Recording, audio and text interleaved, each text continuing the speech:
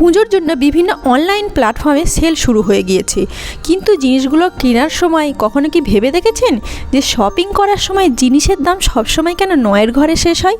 সে phone recharge হোক, dress হোক, জুতো হোক, কোনো গ্লসারি আইটেম হোক বা ফোনের কভার হোক, যারা জিনিসগুলো বিক্রি করে তারা এর দাম রাউন্ড আপ কেন করে দেয় না? আমরা যখনই কোনো লেখা পড়ি সেটা সবসময় বাম দিক থেকে ডান দিক হয়। তাই কোনো দোকানে বা কোনো অনলাইন প্ল্যাটফর্মে যখন আমরা কোনো জিনিস কেনার জন্য তাড়াহুড়ো করি বা তাড়াহুড়োতে চেক করি, তখন কিন্তু সেটাও বাম দিক থেকে ডান দিক হয়। তাই সবসময় আমাদের চোখে বাম দিকের সংখ্যাটাই পড়ে। যেমন যদি কোনো জিনিসের দাম 999 টাকা ফেলা থাকে, আমার মাইন্ডে কিন্তু ওটা কি আসবে যে 900-র আশপাশে, কিন্তু জিনিসের আসল দামটা কি হয়?